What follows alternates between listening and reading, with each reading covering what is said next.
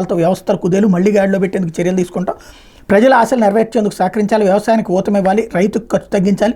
కౌలుదారులు సులభంగా రుణాలు పొందే వీలుండాలి. డిజిటల్ లావాదేవీలతో అవినీతికి చెక్. రాష్ట్ర స్థాయి బ్యాంకర్ల కమిటీ భేటీలు ముఖ్యమంత్రి చంద్రబాబు ఉద్ఘాటన అన్నటువంటి వార్తని హైలైట్ చేశారు. లేకపోతే 48 గంటలు 25,000 టన్నులు రాష్ట్రంలో జోరుగా ఉచిత ఇసుక పంపిణీ.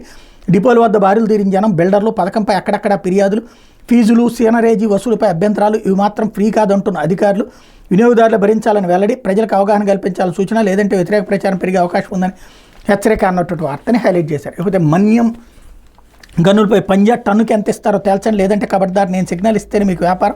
బెజవాడలో మీటింగ్ పెట్టి మరి కాకినాడ నేత సతీష్ వార్నింగ్ అంటూ. మద్యంలో అలజడి మొదలైంది. గత జగన్ సర్కార్లో ఆయన బంధువులు సోదరులు ముఖ్యాధికారి కుమారుడు మేనళ్ళు గనులపై గద్దల్లావాలి.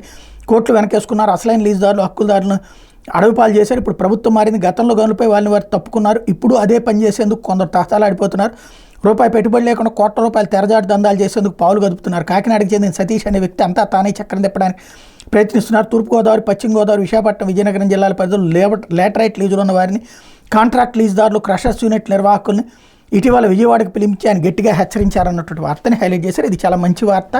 చంద్రబాబు గారు ఇట్లాంటి దరిద్రాన్ని కంట్రోల్ చేయాల్సినటువంటి అవసరం ఉంది. ఆంధ్రజ్యోతిని ఈ విషయంలో అభినందించాలి. ప్రభుత్వం ఎవరొచ్చి